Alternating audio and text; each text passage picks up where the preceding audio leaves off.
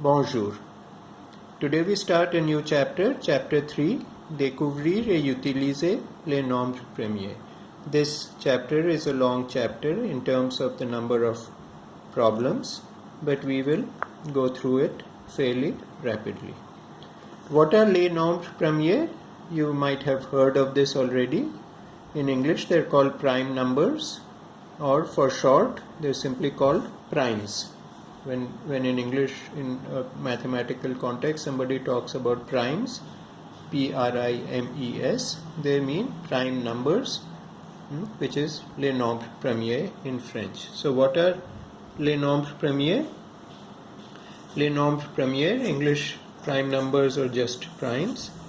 Définition: un nombre premier est un nombre entier positif.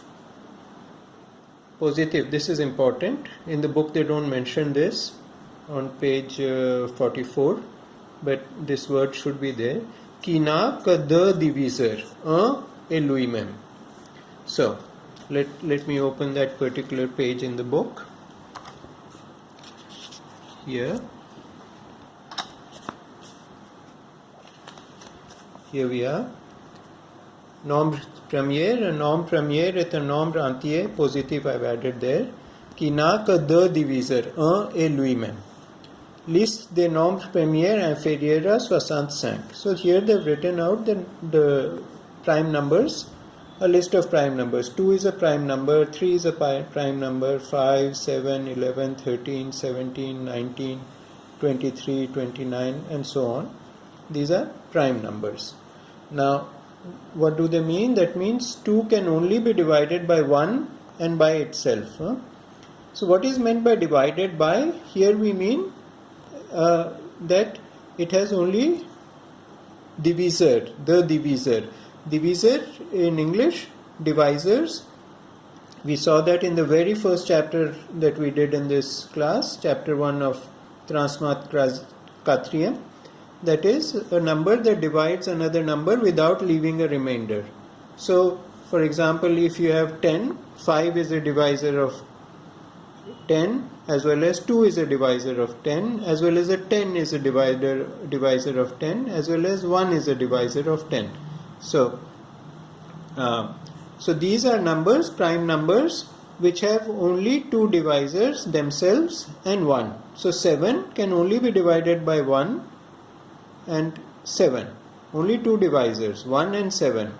Of course, you can divide 7 by 5 or 6 or 10 or 20, whatever number you like, but you will not get an integer as reply. There will always be a remainder when you do a Euclidean division. So, all this list of numbers, all of these are prime numbers, and the prime numbers, it has been proven that they are infinite in number. That means however high you go, you will always find a prime number. So the biggest prime number I think they've found is a number with 29 million digits. 29 million digits. Can you imagine it? A number which has 29 million digits. Anyway, they have found it. So prime numbers are useful. We will see how. But for in this chapter we will only learn the concepts, and we will learn how to do a few calculations with prime numbers. We will not use prime numbers as they are used in real life, where they are really useful. I will mention that later in this video. Okay, so let's start. Let's continue rather. So we say 2, 3, 5, 7, 11, 13, 17, 19, 23, 29. These are all prime numbers. 0. What about 0? 0 is not 0. Pas un nombre premier. Beaucoup de diviseurs. Tous les nombres non nuls. So 0 can be divided by any non-zero number. 0 divided by 1. 1 is a divisor of 0. There will be a remainder of 0. 0 divided by 50 will also give you a remainder of 0. So 0 is not a prime number. Pas un nombre premier. 8, pas un nombre premier, parce que 8 est égal à 2 fois 2 fois 2. So it already has 3 factors here, 3 divisors here, and as well as 1 as well as 8. So 8 is not a pas un nombre premier. 6, pas un nombre premier parce que 6 est égal à 2 fois 3. 6 est aussi égal à 6 fois 1. So it is not a nombre premier. 11, if you took, 11 is only equal to 11 into 1.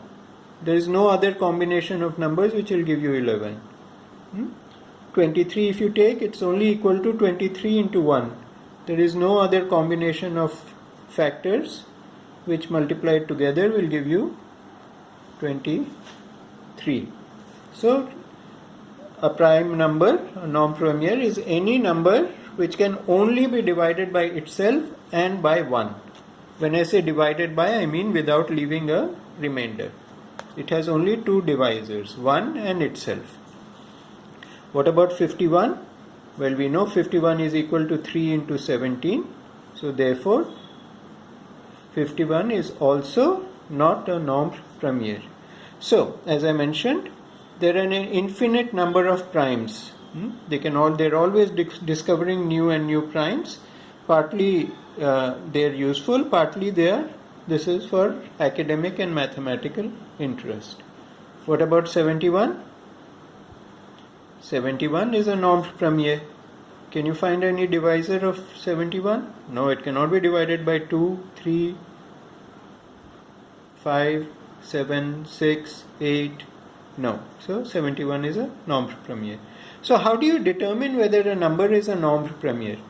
Well, there are ways of doing it, but the simplest is just to keep on dividing with consecutive numbers and seeing whether it can be divided, whether it leaves a remainder. If it doesn't leave a remainder, then it can be divided. That means it is not a nombre premier. So 71 cannot be divided by 2, by 3, by 4, by 5, by 6, by 7, by 8, by 9, by 10, by 11, by 12.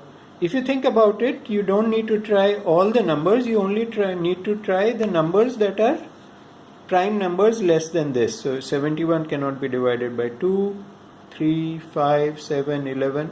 Why? Because, for example, if it could be divided by 6, it could also be divided by 2. If it could be divided by 8, it could be divided by 2. If it could be divided by 10, it could be divided by 5.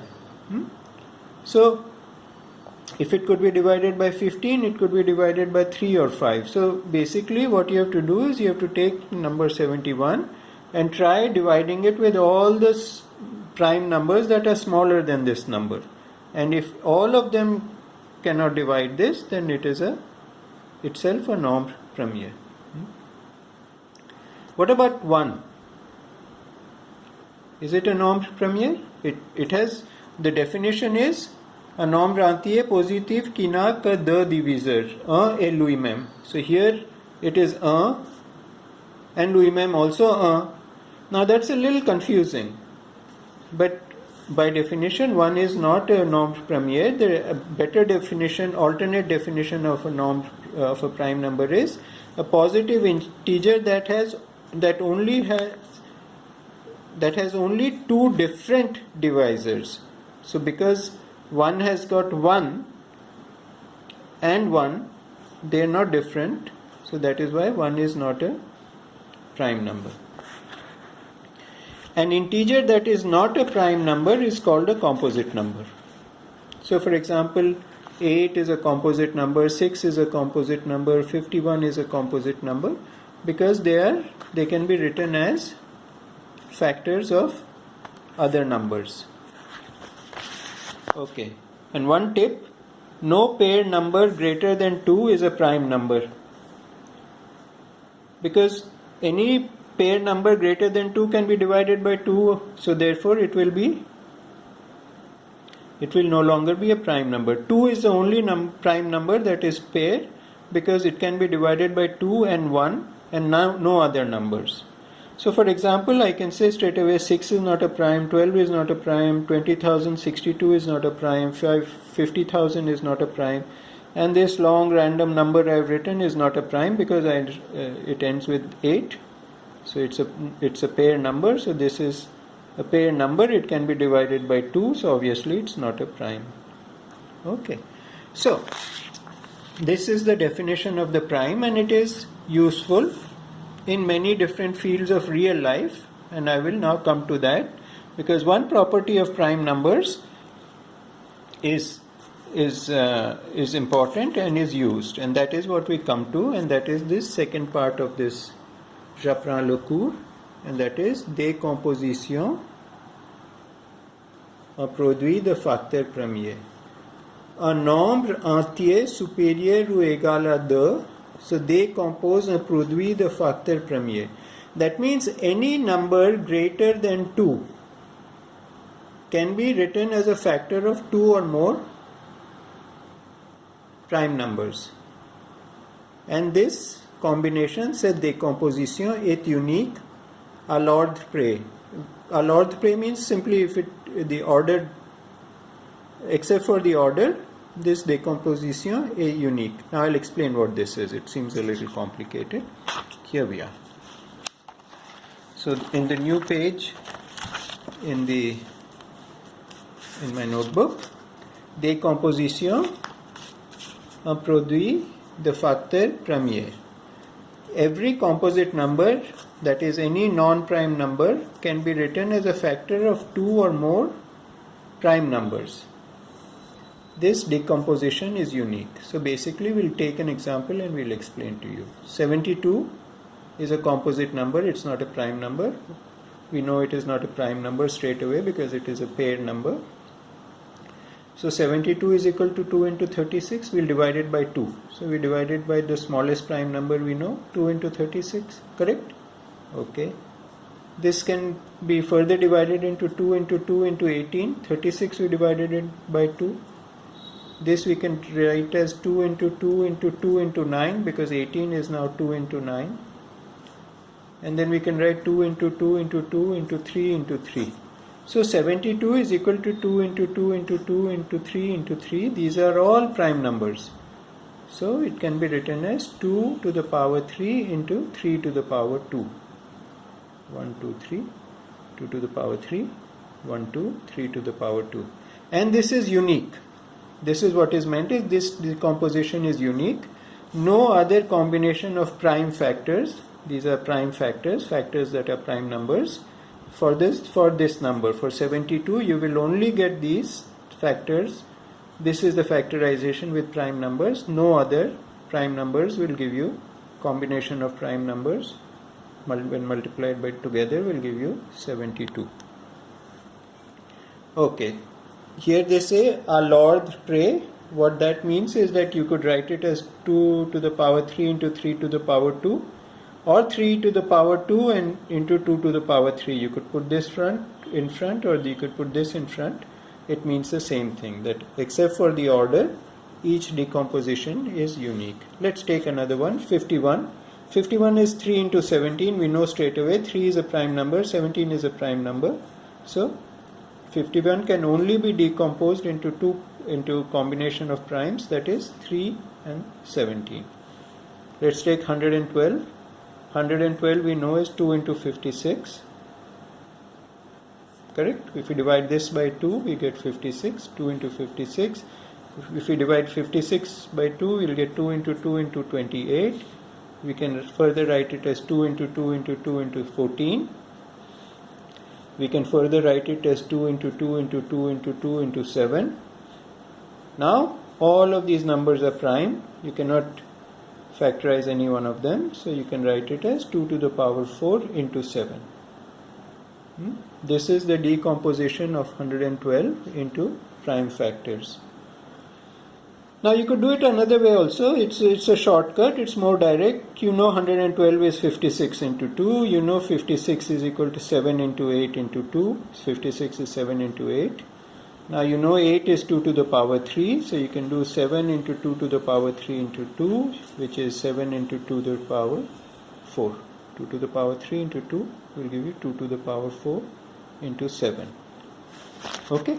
So this is, we get the same thing here. Here I did it systematically, dividing by 2 all along until I couldn't divide by 2 or any other smaller prime number, any other small prime number like 3 or 5. Here I just took 56. I happen to know 56 is 7 into 8, and then I wrote it. 8 I know is 2 to the power 3. Whichever way you do this decomposition, both methods are correct. let's take another example. 1800. Instead of dividing it by 2 and going on dividing by 2, let's just say 18 is 3 into 6. 100 is 5 into 5 into 4. I put brackets just for the sake of convenience. They are not required. So 6 we know is 2 into 3. So 3 into 2 into 3. 5 into 5 are already primes. 4 is 2 into 2. So when we add it up, there are 3 2's. So you get 2 to the power 3 into 3 to the power 2 into 5 to the power 2. And that is the decomposition into prime factors of 1800. So every number that is not a prime can be written as multiplication of different primes, and each number has only one combination which will give that. No other primes multiplied together will give this. Okay. Now, why are prime numbers important? So, decomposition of really long numbers into prime factors is very difficult. So if I give you a really long number and say decompose it into prime factors, it's very difficult because you have to start with 2, 3, 5, 7. Each one of these numbers you have to try, and you have to keep on going. Now when it's easy to do, say it's easy to factor say 30 into primes. Huh? So 30 is equal to 6 into 5, we know is into 2 into 3 into 5, and that's done. 30, if you want to factor into primes, is 2 into 3 into 5. One step, 2 steps rather, and it's done. But if we take this number, 2, 2, 4, 4, 3, 5, 4, how to factorize this? You start with 2, then this is 2.2 million. This is a fairly small number because how to factorize this number into primes? So this I know, I read somewhere, I read that 2244354 is equal to 2 into 3 into 7 into 53,437, and this is a prime number. This is a prime number. So the decomposition of this into prime numbers is 2 into 3 into 7 into 53,437. 53,437 cannot be subdivided into primes anymore because itself is a prime number. So if I give you this and ask you to subdivide it, you will have a lot of trouble doing it. Now this is only 7-digit number. What if I give you 50-digit number or 100 digits? Now you're thinking, Kimda is saying all this, what's the use of putting these into factors? Okay, so this is what I've been leading up to. This is the difficulty of factorization into primes is the basis for the security on the internet. So now we have a real world example of its utility. And if you take a long number with 50 digits or 100 digits, and even if you get computers to try to factorize it into prime numbers, it will take such a long time, it might take longer than with the computers we have today, it might take longer than the life of the universe. So, we use this difficulty for the basis of the security of the internet. So, now for example, when you have WhatsApp, very often WhatsApp will remind you that messages are end-to-end encrypted. That means when you send a message to your friend,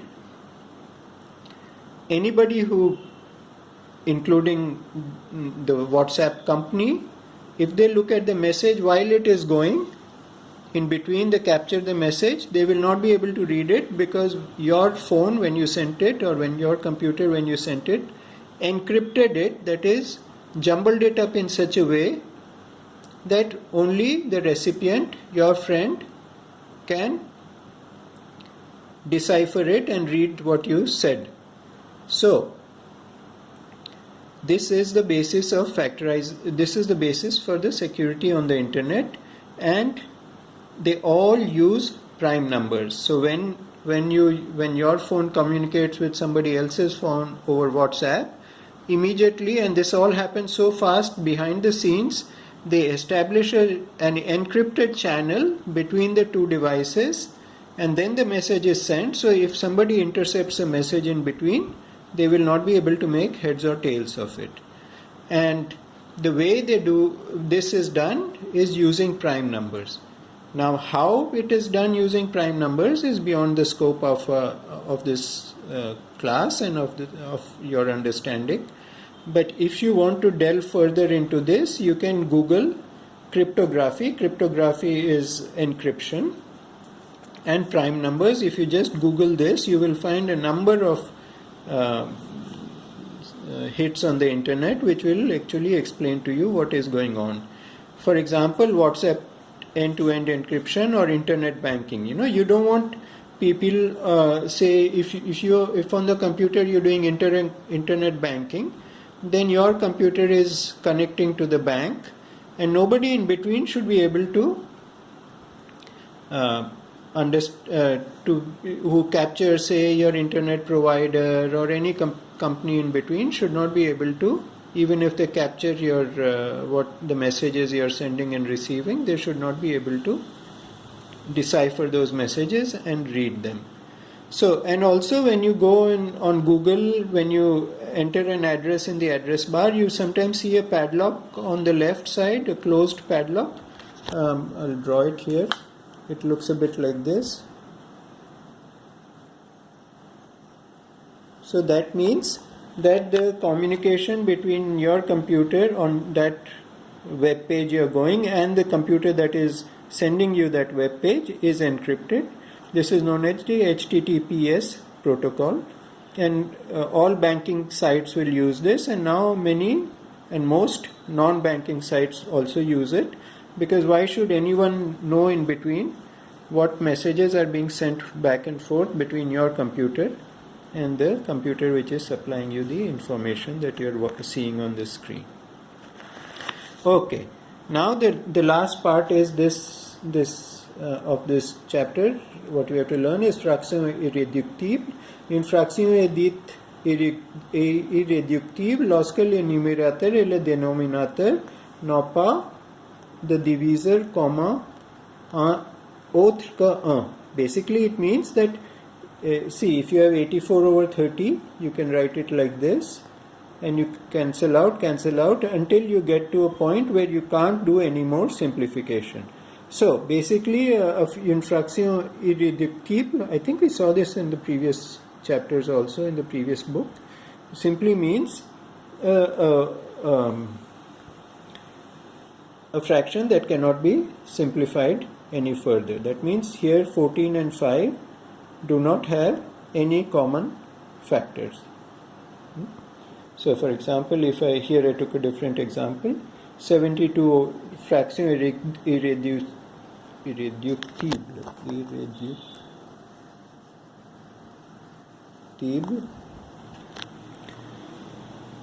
Numerator and denominator have no common factor other than 1.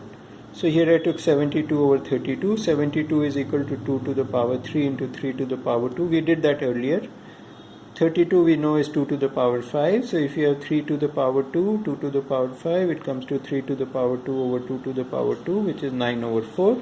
Fraction irréductible. I'm forgetting the T. Okay. So this is the lesson for this chapter. And now I want you to do something very interesting, rather boring. And I know which of you really don't do these things, but please, this is important for at least for this chapter, please do. So on this page 45, there are 6 worked out examples. And I want you to read how they do this one. I want you to do 2, 3, on your own, 5 and 6. Skip 4 because it's confusing, it's not well written.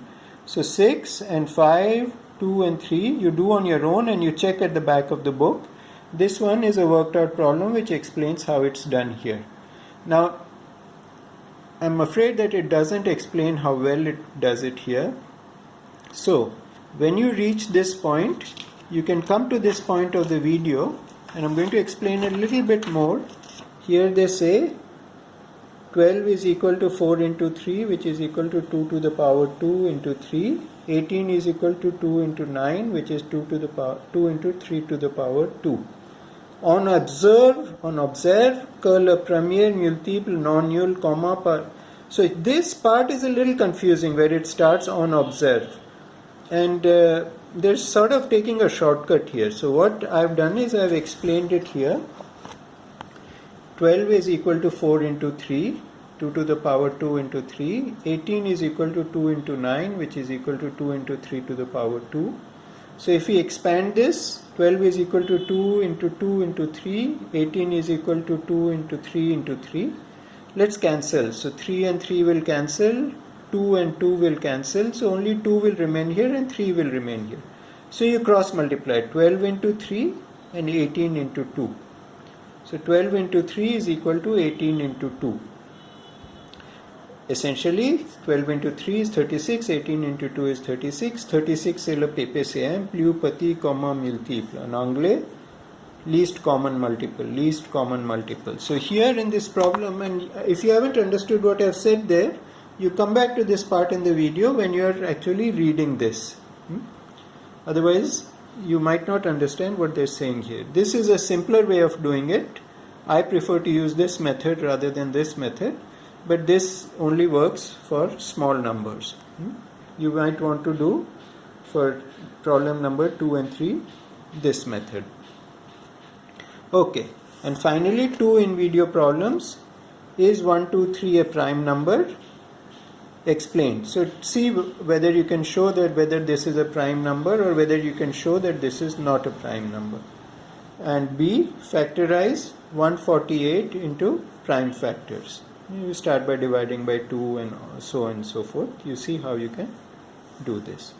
Okay, I stop here, and this is quite a long video, half an hour almost, and this is quite a lot of work, so get to it straight away. Okay.